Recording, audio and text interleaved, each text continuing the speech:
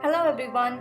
In this video I will talk about paid sick pay, how it is taxed, how much is taxed, who bears the reporting responsibility, where and how on W4 it's reported. The main focus of this video will be third-party sick pay. This is heavily tested on the exam, so let's get started. Sick pay is one of the more complex payroll issues. Sick pay can take many forms, but its main purpose is to replace the wages of employee who cannot work because of non-job related illness or injury. I'm emphasizing here non-job related illness or injury because if the injury is job related, then it's a totally different concept. It's called workers' compensation, and any benefits received under workers' compensation are not taxable at all. So it's important to know this difference. Sick pay is only related to non-job related illness and injury. Now let's talk about the tax treatment of the third-party sick pay. The tax treatment depends on several things like who makes the payment, who bears the insurance risk, who paid the premiums on the insurance involved, and whether the employee is temporarily or permanently unable to work. Now let's talk about different types of sick pay. The employees may take an occasional sick day off from work, and most employers provide their employees with paid sick leave or sick days, so they will receive their regular salaries for brief absences from work due to illness or injury.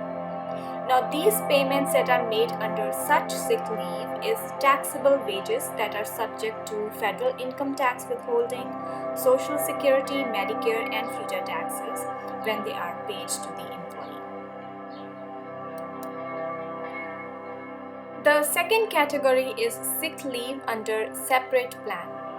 When employees are absent from work due to non-job related illness or injury for more than a few days but are expected to return to work at some point, they generally receive wage replacement income through their employer's sick pay plan in the form of either short-term or long-term disability payments. The payments may be made by the employer, an agent of the employer, or third-party insurance company. When the employee's sick leave is long-term and the income is replaced by employer's sick pay plan, then there are many factors that we need to consider in order to know how much is taxable to the employee. Whether taxable or not and how much is taxable depends upon how the benefits are funded. Let's say that the employee has a sick pay plan and both the employer and employee contributed towards the funding. The employee contributed with after-tax money, and the employer is also contributing. So the benefits that are equal to the percentage of employees after-tax contribution will not be taxable to the employee, and the rest will be taxable. The employer's contributions and employee pre-tax contributions through the cafeteria plan are taxable income to the employee and may be subject to federal income tax withholding, Social Security, Medicare, and future taxes. Now here is the formula to calculate the taxable portion of sick pay. The sick payments that are the benefits received by the employee times employer paid premiums for last 3 years divided by total premiums for the last 3 years. Here the total premium means the total contributions both by the employer and the employee. Let's look at one example. In this example, Jim is receiving sick payments of $2,000. The employer contributions are $28,000 and employee contribution with after-tax dollar is $12,000. So we are going to use the formula that we saw on the previous screen and calculate the amount that is taxable to the employee. So the sick payments are $2,000. We will multiply that by the employer contributions divided by the total contributions, means both the employer and employee contributions, which are $40,000, and employer contribution is $28,000. So 28,000 divided by 40 will give us 70%, meaning that 70% of 2,000 is taxable to the employee, and the rest is non-taxable. So 1400 that is taxable will go on box 1, 2, 3, 4, 5, 6 in W2, and 700 that is non-taxable will go on box 12, code J. To remember the code J, just I'm using a mnemonic called jammed or jacked up or jaundice for sick. Also note that the sick payments, all of them are subject to federal income tax, but taxable payments are subject to Social Security, Medicare and FUTA only up to first 6 months. So if the employee is receiving payments for a longer period like 9 months, only he will be subject to Social Security, Medicare and FUTA for first 6 months, but all the payments that are for 9 months will be subject to the federal income tax. Payments that are made by employer's agent, where the employer's agent contracts with the third party to administer its disability plan and retains the insurance risk, that is, no premiums are paid to the third party. The payments made to the disabled employees by the third party are treated as if they are made by the employer. So if the third party agent is making the payments, then the agent may treat the payments as supplemental wages for federal income tax withholding purposes and withhold at the optional rate of 22%, which is 37% if the employee's year-to-date supplemental wages exceed 1 million. So if the employer hires the agent and the agent is making all the payments, then he will withhold the federal income tax. But the employer retains the responsibility for Social Security, Medicare and FUTA tax withholding and payment, unless it enters into the agreement with the agent, providing that the agent will be responsible for employment taxes also. So far, we have talked about the sick payments that are made by the employer himself, or the sick payments that are made by the employer's agent. And now we are going to talk about the payments that are made by a third party who is not the agent. Remember, when the agent is hired by the employer, the agent will withhold the federal income tax at optional flat rate. Now notice in this scenario where the third party is not the agent, where the employer contracts with the third-party insurer to make disability payments to its employees, and the third party bears the risk of insuring the employees. That is, it is paid a premium by the employer and by the employee. It assumes a greater role in the area of tax responsibility. The third party is not required to withhold federal income tax from payments made to the disabled employee unless the employee requests a certain amount to be withheld by furnishing the third party with the form W4S. That is the form that is for the request for federal income tax withholding from sick pay.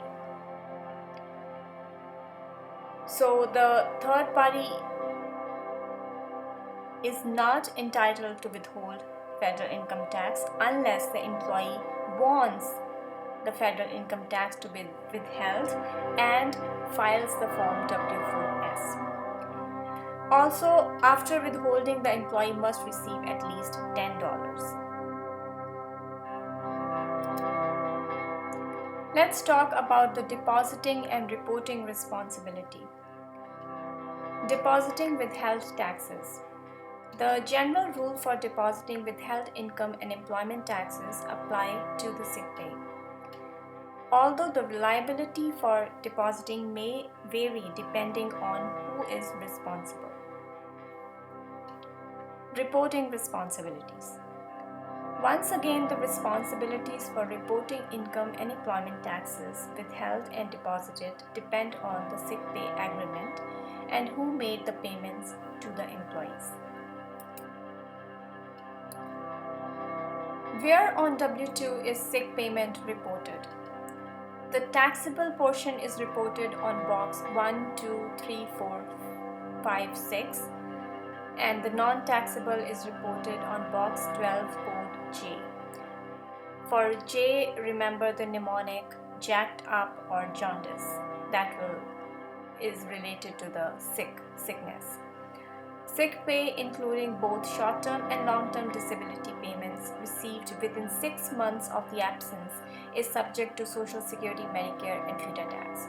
After 6 months, employment taxes are not withheld, but federal income tax is withheld from all taxable sick payments. Let's understand this with an example. So in this example, Tim's last day of work before he became entitled to receive sick pay was December 11, 2020. He was paid sick payments for 9 months from January 1 to September 31. The payments made in January 1 to June 31, which are for 6 months, are subject to employment taxes, Social Security, Medicare, and FIDA. No employment tax should be withheld from the payments made in July, August, and September. That is very important.